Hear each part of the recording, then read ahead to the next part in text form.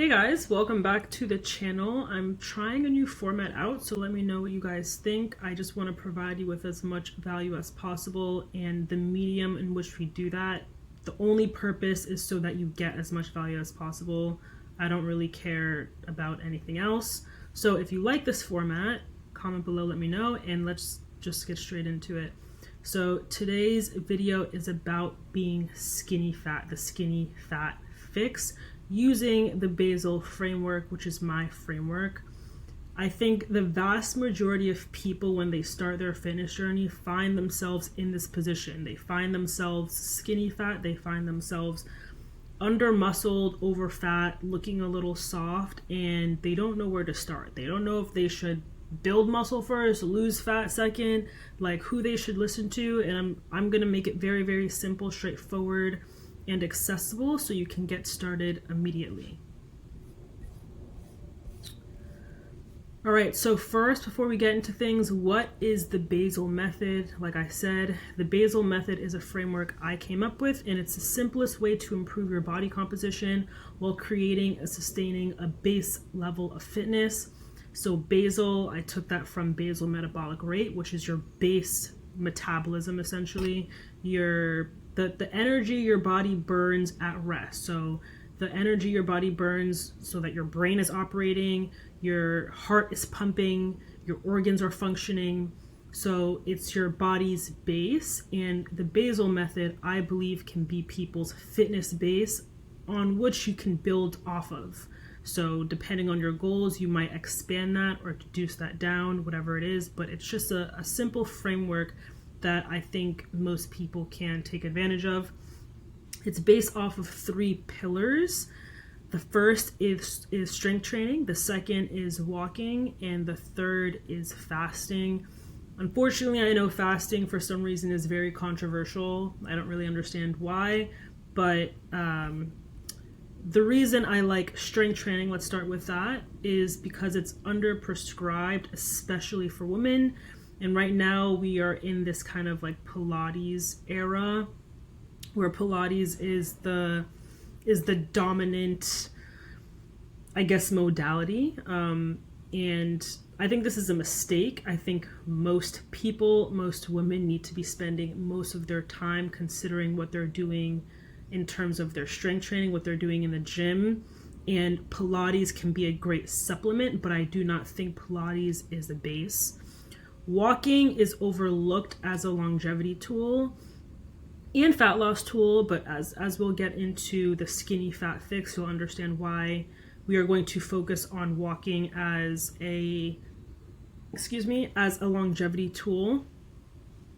And fasting is underrated for calorie control and appetite regulation, which it's interesting to me that calorie counting is the primary way in which people want to control their calories, because I work with people in person. So a lot of my, I guess, beliefs, principles, philosophies, understanding of fitness comes from working with regular people in real life. And I'm going to tell you right now, if I've learned anything working with people in person, in real life, it's that the vast majority of people do not have the patience, time, or desire to track every single calorie they're going to eat. That it's just not realistic. It takes a certain type of person who has a certain amount of time or patience or even desire to want to track their calories in a borderline obsessive way to achieve some body composition goal. And I know that that is not required to achieve a body composition goal. Now, if you want to achieve a bodybuilder's level of leanness, then by all means, you probably will have to track calories. But for the vast majority of people who want to generally improve their body composition, look good in the summer on the beach, and walk around with a healthy level of body fat and a healthy level of muscle, you do not need to obsessively track your calories or your macros. Again, you just need to follow some basic eating and diet principles, and fasting is a very accessible way for people to control their calories without counting them and also to regulate their appetite, because I find, this is kind of a tangent, but I find people don't experience hunger ever, really, and that's because we are constantly snacking and eating. But that's besides the point. I want to keep this short. So those are the pillars on which Basel is built off of. And the thought process behind this framework is to focus on systems over willpower, right? We get this from James Clear, if you've ever read Atomic Habits, but systems over goals, right? So if you want to write a book, the system is to write every day. It's not to worry about how this book is going to get done, because focusing on that end goal feels insurmountable. And I think we do the same thing with fitness. You have this end body composition goal, and instead of focusing on the habits you need to develop, you kind of obsess over this goal, and it just feels insurmountable. Okay, so what is skinny fat? You can see a picture of me when I was skinny fat, evidence that I'm just not talking out my ass and just telling you to do stuff that I haven't done myself. Like I mentioned earlier, skinny fat refers to individuals who are over fat, under muscled, and this condition is known as metabolic obesity. Technically, these people have a regular BMI. They look skinny in clothes, but when they take off their clothes, they kind of look, soft, maybe a little chubby.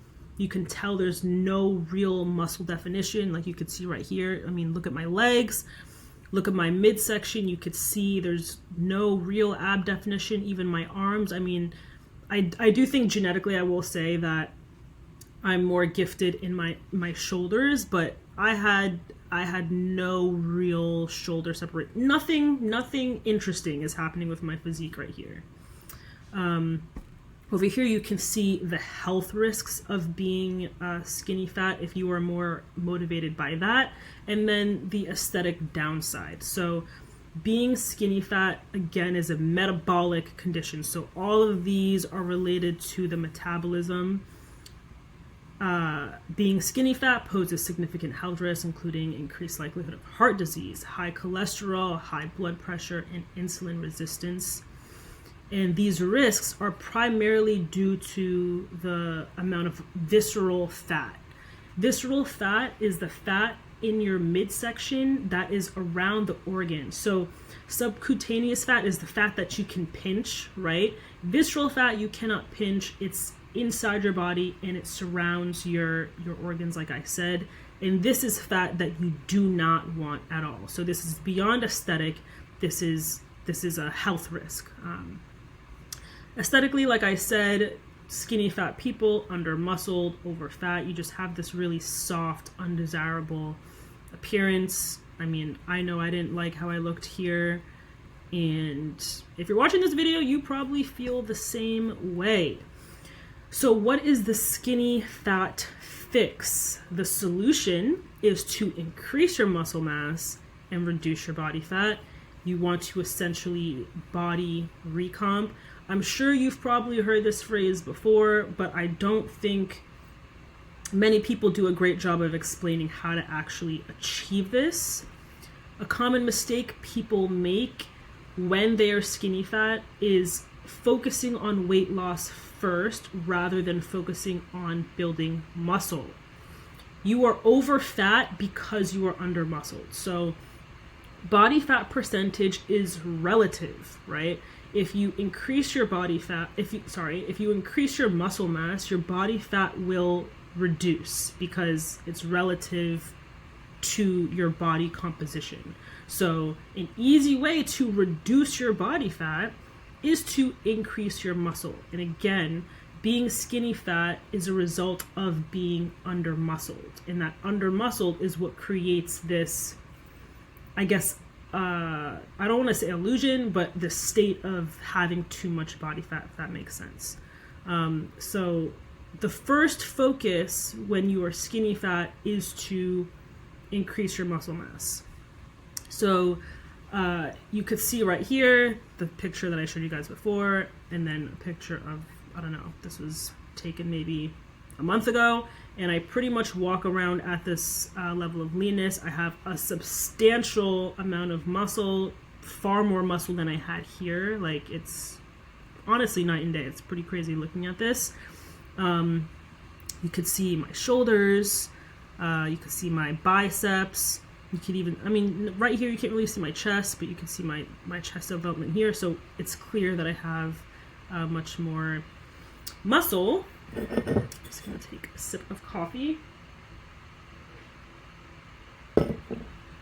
So I'm going to tell you how to achieve this. Does this mean you're going to look exactly like me? No, but to achieve this general transformation of going from skinny fat to athletic and lean. All right, so first let's get into diet. So what should your diet goals be? You want to improve your diet quality, right? This is for general health. I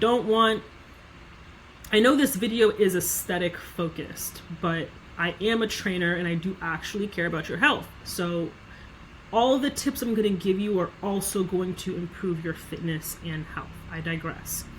Diet goals: improve diet quality, control your appetite and hunger, increase protein intake. And the reason I'm saying control your appetite and hunger, because a lot of times when people start going to the gym, they start a training program, their appetite increases and they don't realize it. And they only realize it when they step on the scale and they've realized that they've put on weight, and then they usually assume that they've put on muscle and they haven't, they've put on fat. And that's just because people don't realize that their appetite has increased, and so they start eating more calories when they really should be in a period of maintenance. And okay, so next you want to increase your protein intake. Obviously this supports muscle growth and recovery. Increase your chances of adherence, because adherence is probably the most important aspect of this all. If you are unable to adhere to whatever program you follow, it really doesn't matter how good or great it is, because you're not sticking to it. And you want to keep calories, like I just mentioned, at maintenance. So a lot of people, again, make the mistake of cutting their calories because the term is skinny fat, so they hear fat and they're like, great, I need to cut fat. How do I cut fat? I enter a calorie deficit and I cut calories. You want to build muscle, and luckily if you are skinny fat, you are likely skinny fat because you don't strength train. And as a newbie, you have this period of time where you're able to simultaneously build muscle and lose fat. And the best way to do that is to be at maintenance. So you want to enter a long period of maintenance to capitalize off of this state, I guess you could call it. All right, so where does fasting come into all of this? Fasting is not required. I know I said it's a pillar of my framework, the Basel method, but I'm not about forcing anything on anybody. But I like fasting because it's a very simple way, like I said, to keep calories in check and to control your appetite. If you've never fasted before, test it out, see if you like it. If you do, great. If you don't, I'm not offended. I didn't invent it. But I suggest you test it out. I suggest you start and probably stick with 16-8, because I find this window is best for keeping your calories at maintenance. So you likely won't cut calories, and you likely won't increase calories. So 16-8 means you're fasting for 16 hours and you're eating in an 8-hour window. So you could eat from 12 p.m. to 8 p.m. and then you fast from 8 p.m. to 12 p.m. In terms of improving your diet overall for health and for this goal of increasing muscle, or setting a good baseline so that you can increase and build muscle, is to add first. I think a mistake a lot of people make is when they think of a diet, they think of scarcity. So they think like, what can I take out? What can I remove? And they do that first. And I think from a psychological perspective, from like an adherence perspective, realizing that you can add a lot before you can subtract will increase your adherence. So what are you going to add? You are going to add more protein in the form of eggs, meat, fish, yogurt, etc., etc. I suggest you add a double scoop protein shake because since you're not tracking calories or macros, you want to make sure you're putting yourself in a good position to keep that protein high. Having a double scoop protein shake is going to give you 40 to 50 grams of protein easy, depending on what protein powder you use. Add fiber, more fruits and veggies. Most people are deficient in fiber. We're not consuming enough fiber, and fiber increases satiety. So add fiber, like I said, more fruits, more veggies, and add water. A lot of times you think you have a craving. Sometimes you're sleep deprived, so make sure you're getting enough sleep. But a lot of times you are just thirsty. So make sure you are drinking water. After these behaviors become habitual, then you can go into that subtracting. You can subtract highly processed junk foods for obvious reasons. They are not only not good for you from a nutrient perspective, but they are high calorie and they're not very satiating. So you're kind of putting yourself, sorry, my dog is back here and he's like leaning on me, licking himself, and it feels weird. So you're not putting yourself in the best position to adhere to this diet if you are filling it with these highly processed junk foods. Take out the snacking. The fasting the fasting will help with that. But the snacking is just, it's silly because it really just adds unnecessary calories. It doesn't fill you up. It just adds calories. Take out the cheat days. I would turn those cheat days into cheat meals, 1 to 2 cheat meals a week. And then on that note, I would ask yourself, and I'll probably make a whole other video about this, but ask yourself why you feel like you even need cheat days or cheat meals. This probably is a reflection of your diet and less about you actually needing some cheat. I digress. That conversation is a little bit more complicated than I am putting right here, but we'll leave it at that. All right, next, let's jump into strength training. What are the goals?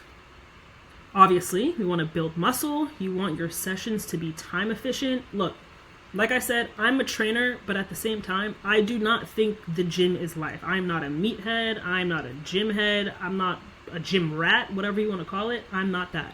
I do not want to be in the gym all day. Personally, my training sessions are 45 minutes max. Every now and then, usually if I'm fucking around, it lasts an hour, but usually I'm in and out in 45 minutes, yes, including the warm-up. I also understand regular people don't have time to be in the gym all day, all hours. And you want the strength training to be effective. You don't want to feel like you're spinning your wheels, that you're in the gym and you're not seeing results. Okay, so we have my split suggestions. All right, sorry, I had to get something. Okay, so we have split suggestions. You can do an upper-lower split, so that'll be 4 days per week, upper-lower, upper-lower. You can do 3 days per week at full body, so probably Monday, Wednesday, Friday, full body split. Or this is a split that I've played with that I love, and it's a push-pull legs, upper-lower, so that's 5 days per week, and you throw in your rest days as you see fit. Yes, you will build muscle faster if you're in the gym more, assuming you are consistent in following a good program. I've seen that with myself. I've seen that with clients. If you are comparing someone who is in the gym 2 days per, given these people are both given really good programs, but if you compare someone who's in the gym 2 days per week versus someone who's in the gym 5 days per week, the person that is in the gym 5 days per week will see fast results. I've seen that consistently across the board. Your program should focus on increasing strength via progressive overload because muscle is a byproduct of strength.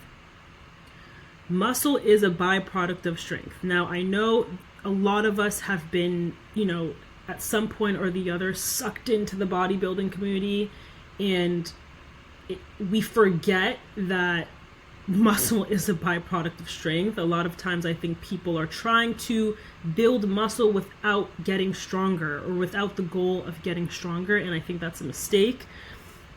Get stronger. You will build muscle. Focus on getting stronger. You will build muscle. The building muscle is coming from the stimulus and that diet aspect. So focus on getting stronger. All right.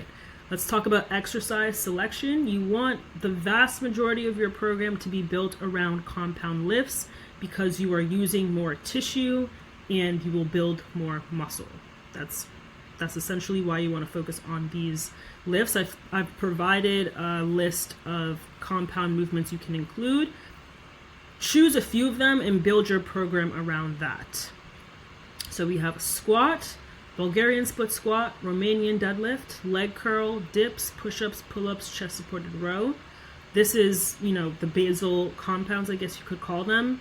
But, mix and match ones you like. I didn't include an overhead press, but if you like overhead press, you could put that there. Just make sure you are building your program around compound lifts. This is another mistake that I see in people's programming, especially when they've just been on social media following people or following bodybuilding. I don't want to call anyone out. I have love for everyone, but I just see a mistake people make is they build their program around accessory lifts. Don't do that. Focus on getting stronger in big lifts, and then you accessorize around those compound movements. All right, rep ranges. So this is caused a lot of confusion. This is not a video about rep ranges. We're just going to talk about it very quickly because you really don't need to obsess about any one aspect of training to see results. You should have a general idea about all of these things, and you should just get started because you're going to learn more from doing the thing than honestly from sitting here hearing me talk about it. That being said, rep ranges are like music genres. You should generally understand their distinctions because they do have their distinctions, but know that they really do blend together. What does that mean? Right, so lower reps for strength for sure, moderate reps for hypertrophy, high reps for muscular endurance. That being said, you're going to build muscle regardless. You're going to build muscle regardless. If your entire program was built around muscular endurance, right? Muscular endurance, high reps, guess what? You're still gonna build muscle, right? I don't know if you've ever seen those calisthenic guys. They have a lot of muscle and they're doing primarily high reps, especially if they are advanced. They still build muscle. You also have power lifters or strongmen. They also build muscle. So the rep ranges really do bleed together. If you want to have like different focuses, you want to focus on strength, pound for pound strength. Yes, you want to prioritize the lower rep range. If you want to focus on hypertrophy, you want to prioritize that moderate rep range. But like I said, they blend together. So don't get too caught up in the rep ranges. I've provided an example framework here that I really like, that I've used, that I've had clients use. This is one framework. Again, you should feel free to play with your own framework that you come up with, but also feel free to use this one. All right, let's talk about progressive overload. Progressive overload is why you get stronger and build muscle. You force an adaptation by continuing to challenge your muscles. You have to force adaptation. You are not going to build muscle by accident. You have to force it. If you are going to the gym every week and you are lifting the same weights, the same way, using the same reps, the same sets, the same, you are going to look the same. You have to strategically, progressively overload. There are many ways to progressively overload. You can add more volume, so more sets, more reps, more load, more time under tension, more range of motion, more efficiency. You just improve. This is not conscious. The efficiency, is not a conscious adaptation. Your body, your muscles will become more efficient at doing said movement, improve your form, improve your control, and less rest between sets. So less needed rest between sets. These are all ways to progressively overload. I did not list these ways to confuse you, but I just want you to understand that it doesn't have to be so cut and dry of like, okay, well, every week I need to increase your sets, reps, or load. That's not going to happen. Linear progression is not realistic. You can aim for it and you can strive for it, but it's not realistic. So play with these different ways to progressively overload, and just have it, I don't want to say have it in the back of your mind, because you should be aiming to get stronger, but a lot of these are going to happen naturally. Like, your form is going to naturally improve. You're going to realize you need less rest. And as long as you are continually pushing yourself, you're going to realize, oh, I could actually do 2 more reps here. I could do 1 more rep here, or I could actually add 5 pounds. Just keep that at the forefront of your mind. Progressive overload. I want to get stronger. How can I push myself this week, or how can I push myself this month? Whatever it is, just keep this on your mind. All right. Next, we have walking. So how does walking play into all of this? Like I said, walking is underrated for fat loss, but the purpose of increasing your steps right now is not to create a deficit, but it's to improve your fitness. It is to improve your metabolism.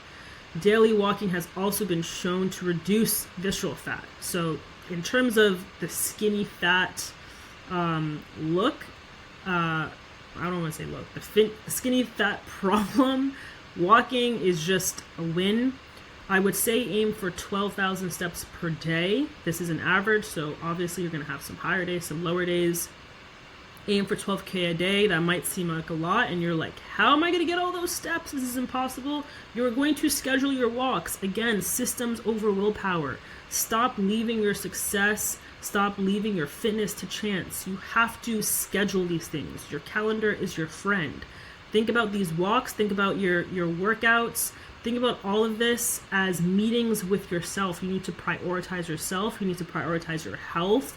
You need to prioritize your own goals and desires. Schedule your walks, okay? It's going to help you. I schedule my walks. I have a 45-minute walk at least every single morning. Depending on my schedule, sometimes I'm able to extend it to 90 minutes even. Yes, 90 minutes. I'm going to quickly explain why. I don't want to go into too much of a tangent because this video is already long, but walking is going to improve your mental health significantly. It's going to improve your mental clarity significantly. These walks, I'm not scrolling on my phone, I'm not listening to music, I'm not listening to a podcast. Not saying that you can't, I'm saying I don't, and that's because I want to get these mental benefits, and walking has truly become a moving meditation for me. I digress again. This step count summary is from, I believe it was a 50-minute walk. You could see here kind of where it spikes. Right there is when, I did the bulk of the walk. Yes, this is early in the morning. This is probably, because I usually work out until, like 6:30 in the morning. I do my first walk. So I hit 9,000 steps. That's a substantial amount of steps just in the morning from, I know it's for sure under an hour, like a 50-minute walk. So if you're scheduling your walks and you're walking, with purpose, you can hit that 12K pretty easily, assuming that you're also going to be walking throughout your day. All right, let's go into mindset and tracking progress. Building muscle takes time and strategy, like I mentioned. So whether you like it or not, this process is going to take time. It's not going to take 3 weeks. It's not going to take 3 months. It's going to take at least a year. So give it at least a year. The fastest way is the consistent way. The reason it's slow is because you start and then you give up and you stop and you quit and then you start and you give up and you stop and you quit. That's why it's taking so long. It's taking way longer than it needs to. You've probably been trying to do this exact thing for 3 years, 5 years, and it's taking that long because you keep giving up. Stop giving up. Be consistent. Be in it for the long haul. Again, systems over willpower. Schedule everything. This is so important. You need to use that calendar. Schedule these meetings with yourself. Because if you build these systems, you make it a habit, you just make this your life, your structure, it's going to make success so much easier. Again, you cannot leave your progress to chance. It never works. Build systems that make progress inevitable. Use Bazel as a framework or use your own. Okay, how are you going to track your progress? You're going to take progress pictures. I suggest you take a progress picture every week. Just put it in a folder, like, put it in a folder in your photo app on your phone. This sort of documentation is going to be invaluable, and it's going to be the most clear when you look back. There's so many people that start this progress and they never take progress photos because they are embarrassed with how they look. Don't be that person. Because when you achieve what you will achieve in a year, in 2 years, in 3 years, you're going to regret not having something to look back at. Even less than that, in a few months, you're going to regret not having something to look back at, because you're going to ask yourself, am I changing? Like, do I look different? Like, I can't tell. I don't know. I never took a picture, or I have these pictures of my clothes and I can't really see, like, if the muscle definition's there. Take photos. There's nothing to be embarrassed about. This is just data. This is documentation. All right. Track your body fat and your skeletal muscle mass with, testing modalities. So maybe an in-body scale, calipers, DEXA, if you have access to that. It's not required. This is just if you have access to that. Track your strength numbers. So this feeds back into the progressive overload. What I suggest you do is you choose 2 to 3 lifts and test those lifts when you start, and then every 6 to 8 weeks retest them. Do a 5 to 8 rep max. You don't need to do a 1 rep max. We're not power lifters here, but do like I said, a 5 to 8 rep max, and track that every 6 to 8 weeks to ensure you're actually getting stronger, and that the strength gains you're seeing from program to program isn't novel, right? So it's not just you improving at that lift, but it's because you are actually getting stronger. And then next we have the gene test. So I like this test because genes are not forgiving. Okay, if you've gained weight, you're gonna know when you put on those genes. So try on one pair of jeans every 2 to 3 weeks, and if they start fitting better, that's a good sign that you are actually recomping. You are building muscle and you are losing fat. As you will see, I did not put the scale on here because the scale is not going to be a good way for you to track progress, because the scale is likely going to generally stay the same, right? It might go up 2 pounds 1 month, and then it might go down 2 pounds 1 month. And that's because you are gaining muscle, losing fat. But gaining muscle and losing fat doesn't happen on a 1-to-1 ratio the way people make it seem. It's not just going to be like you're exactly putting on 1 pound of muscle and then exactly losing 1 pound of fat. Our bodies are not calculators. That's not how we work. We're not just like walking science experiments, right? It's going to happen in ebb and flow. So I'm not saying you can't weigh yourself. I'm just saying it's probably not the best way to track progress for this issue. All right. I think this is the last, yes, this is the last one. Supplements, I suggest you do a double scoop protein shake. I said this is a very easy way to hit 40 to 50 grams of protein. Again, since you're likely not tracking your calories, this will keep you on track and you won't have to worry about it. If you hit this, and I also should mention for diet sake, you want to aim for like a palm-sized amount of protein per meal. If you do that, palm-sized amount of protein per meal, double scoop protein shake, you're going to be in a perfectly appropriate position in terms of protein intake. Creatine, 5 grams a day. I don't want to hear anything about bloating, this, that. Creatine is very well researched, especially for women. Please take protein. I'll do a whole other video about the benefits of protein, but again, I don't want to make this too long. But taking the creatine is going to help with these body composition goals, these body recomposition goals.